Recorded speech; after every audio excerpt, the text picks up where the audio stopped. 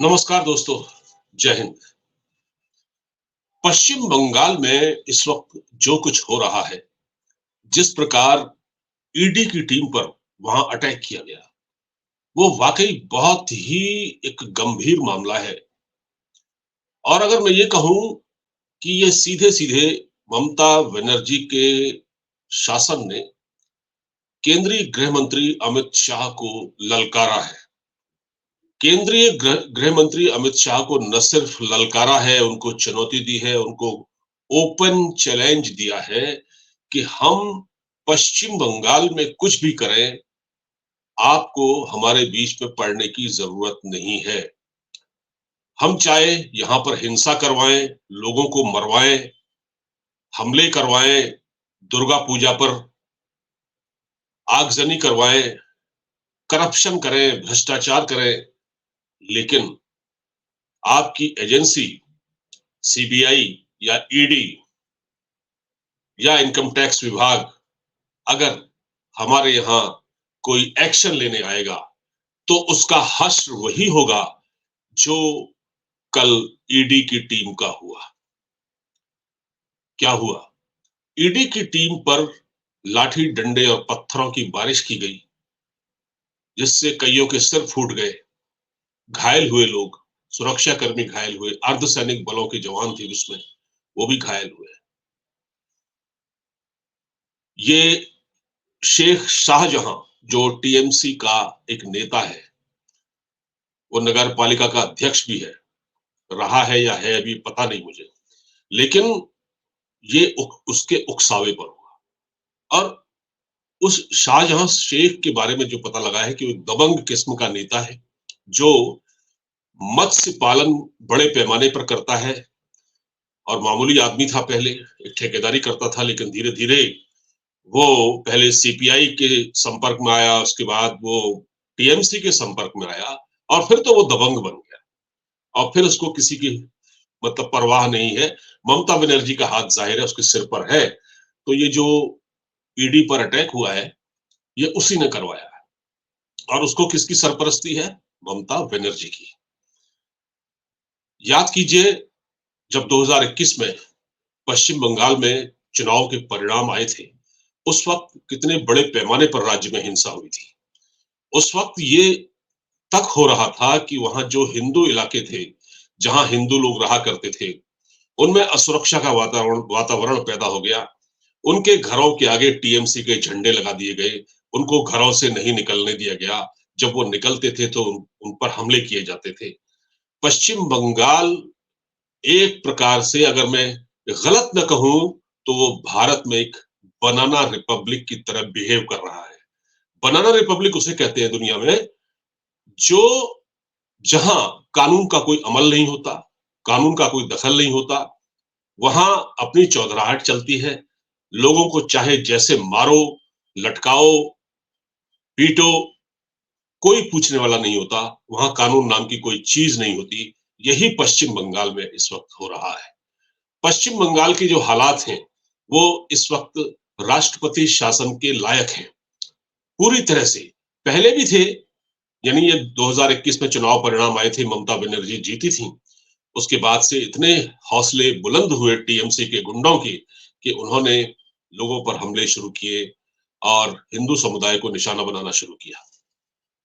ये जो सिलसिला है, जो ये हिंसा, मारकाट और बमबाजी का जो ये कल्चर है, ये ममता बनर्जी के शासन में बहुत बढ़ा है। हालांकि इससे पहले जो बुद्धदेव भट्टाचार्य की जो सरकार थी, उसमें भी ये कम नहीं था, लेकिन ममता बनर्जी ने उस कल्चर को बहुत आगे बढ़ा दिया है, बहुत ज्यादा आगे बढ़ा दिया है। तो अब बात यह है कि जो ये अमित शाह हमारे केंद्रीय गृह मंत्री हैं, जिस प्रकार ईडी की जांच चल रही है भ्रष्टाचार के कई मामलों में, जैसे आपने देखा झारखंड के मुख्यमंत्री हेमंत सोरेन को 7 बार सम्मन गया, वो पेश नहीं हुए। इसी तरह अरविंद केजरीवाल, इनको भी सम्मन जा चुके हैं, तीसरा सम्मन गया, चौथा शायद जाएगा। ये भी शराब घोटाले के मामले में अभी तक ईडी के सामने पेश नहीं हुए हैं, लगातार ईडी को गच्चा दे रहे हैं। तो जिन राज्य सरकारों के पास अपनी पुलिस है, मसलन जैसे पश्चिम बंगाल में जो हुआ, ममता बनर्जी के पास अपनी पुलिस है, तो वो अपनी पुलिस का बेजा इस्तेमाल करती है। इसी तरह ये संदेश इस प्रकार का है केंद्र सरकार को कि भाई अगर आप ज्यादा करेंगे, अगर आप अपनी एजेंसियों को यहाँ भेजेंगे तो हमारी पुलिस भी है और हम इससे निपटने में सक्षम हैं। और जो हमने वहां किया अभी हाल ही में 24 परगना जिले में पश्चिम बंगाल में जिस प्रकार हमले करवाए जांच एजेंसी पर, हम वैसा फिर करवा सकते हैं। और एक तरह से उन्होंने ये संदेश ममता बनर्जी ने हेमंत सोरेन को भी दिया है, हेमंत सोरेन को भी दिया है, अरविंद केजरीवाल को भी दिया है। हालांकि हेमंत सोरेन के पास तो अपनी पुलिस है झारखंड में, तो वो भी ऐसा करवा सकते हैं। अगर वो ममता बनर्जी की राह पर चले तो वो ऐसा करवा सकते हैं। इसी प्रकार अरविंद केजरीवाल, लेकिन अरविंद केजरीवाल के साथ दिक्कत ये है कि अरविंद केजरीवाल के अंडर में दिल्ली पुलिस नहीं है। दिल्ली पुलिस है अमित शाह के अंडर में, गृह मंत्रालय के अंडर में। और अगर इस वक्त मैं जो बात कहने जा रहा हूं जरा गौर से सुनिएगा, इस वक्त अगर अरविंद केजरीवाल के अंडर में दिल्ली पुलिस होती तो अरविंद केजरीवाल उसका बेजा इस्तेमाल करते, वो खुद गिरफ्तार न होते, अभी तक तो खैर नहीं है, बल्कि वो क्या करते, वो प्रधानमंत्री मोदी और अमित शाह को गिरफ्तार करवा देते। अब तक कोशिश करते, क्योंकि उनकी पुलिस उनके अंडर में उस वक्त, अगर दिल्ली पुलिस उनके अंडर में होती तब।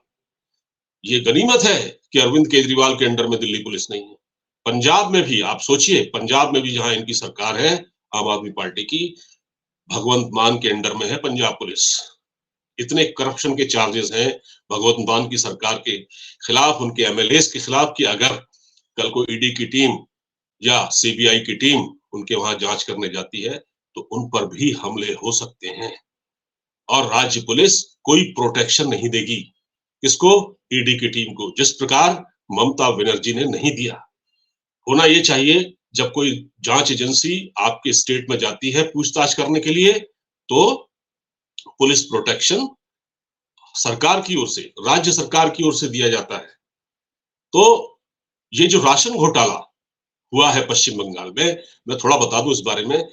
जो ये राशन घोटाला हुआ है, ये करोड़ों रुपए का घोटाला है। इसमें चावल मिल के जो मालिक हैं, इसमें वो इन्वॉल्व हैं। और उन्होंने जो पब्लिक डिस्ट्रीब्यूशन सिस्टम, जो पीडीएस जिसको हम कहते हैं ना, राशन की दुकानों में जो अनाज बिकता है गरीब तबके को, उसका अनाज बाजार में, खुले बाजार में औने पौने दामों पर बेचकर करोड़ों अरबों रुपए कमाए हैं और अपने बड़े बड़े मोहल्लात, अपने अपने अपने, अपने महल खड़े कर लिए हैं, बहुत सारी प्रॉपर्टी बनाई है। और ये जो शेख शाहजहां है, ये बीजेपी को चुनौती दे चुका है। जिसके यहाँ ईडी की रेड पड़ने जा रही थी, जिस पर अटैक करवाया गया, जिस पर राशन घोटाले का आरोप है, और इसने इशारा किया सुरक्षा बलों को पीटने का। और ये इसका मैं स्टेटमेंट बता दूं आपको, ये पहले भी बीजेपी को खुली चुनौती दे चुका है। ये बिल्कुल वही है जैसे अणुव्रत मंडल था। अणुव्रत मंडल वो गाय का तस्कर था, वो गोवंश की तस्करी करता था, बांग्लादेश भेजा जाता था उसको, तो बीएसएफ के एक अधिकारी ने पकड़ लिया। उसके बाद से उसके बुरे दिन शुरू हो गए। उसका जो गोवंश का जो गौमांस यहाँ से सप्लाई हो रहा था बांग्लादेश, उसको बीएसएफ के किसी ईमानदार अफसर ने पकड़ लिया और उसके बाद उसके बुरे दिन शुरू हो गए और अणुव्रत मंडल आज जेल में है। ये अणुव्रत मंडल जैसा ही दबंग और खूंखार नेता है। और इसका बचाव करने के लिए ममता बनर्जी के जो प्रवक्ता कुणाल घोष सामने आए और उन्होंने क्या कहा, उन्होंने कहा, देखिए कहते हैं ना, उल्टा चोर कोतवाल को डांटे। एक तो आप चोरी करें, ऊपर से सीना जोरी करें, वो हाल है।